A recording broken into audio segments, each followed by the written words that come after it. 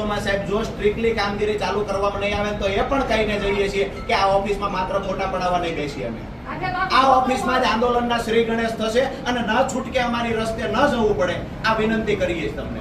પાણી વગર ગામ નહીં રહે સાહેબ. પાણી ગામને નહીં મળે ત્યાં સુધીની લડાઈ અમે લોકો લડીશું. અને સરકાર પાસે પૈસા ન હોય રોડે અમે ભીખ માંગીએ, ભીખ માંગીને પૂરું કરી દઈએ. તમે એ સ્વીકારો સરકાર પાસે પૈસા નથી.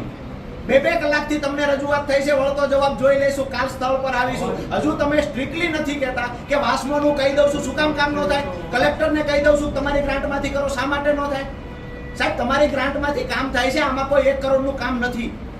3 કિલોમીટર લાઈન નાખવાની છે, લાઈન ગામમાં પડી છે. આવા કામ માટે પેલા મંજૂરી થાય છે, આચારસંહિતા ચાલે છે, આપણે ખ્યાલ છે બધી વસ્તુ. સાહેબ પીવાના પાણી આચારસંહિતામાં હું તમને એવા દાખલા આપું જ્યાં કામ થયા હોય. પીવાના પાણી માટે છે નાની પાડો મારી ગ્રાન્ટમાંથી મંજૂર થાય પછી થાય. સાહેબ ઇમરજન્સી પીવાના પાણીનો પ્રશ્ન 1 દિવસમાં મંજૂર થઈ જાય. માટે હું બીજા વિકલ્પો ઓલરેડી તો કાલે તમે સ્થળ પર જઈને અમને ટાઈમ ફાઇનલ આપશો કે આટલા ટાઈમમાં કરી દઈએ, કાં તો તમારી ગ્રાન્ટમાં અથવા તમે લેખિતમાં આપો, ગ્રામ પંચાયત જાતે કરી લે, અમે ગ્રાન્ટમાં સમજી લઈશું.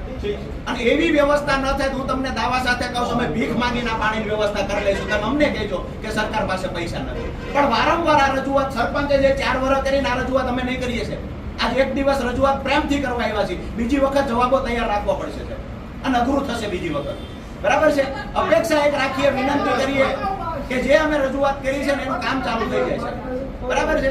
આ લોકોને તમે સ્ટ્રિક્ટલી કહેજો. આ લોકો તમારી મોઢે વાતો કઈક અલગ કરે છે, ગ્રાઉન્ડની રિયાલિટી અલગ છે. કાચું પાણી 2 વર્ષથી આપે છે એવું 1 મિનિટ. કાચું પાણી આખા તાલુકાને 2 વર્ષથી પીવડાવે છે. શરમ નથી આવતી તમને? 2 વર્ષથી તમારો પ્લાન્ટ થાનમાં બંધ છે. 54 MLD નો પ્લાન્ટ છે, માત્ર 32 MLD પાણી શું કામ મંગાવો છો?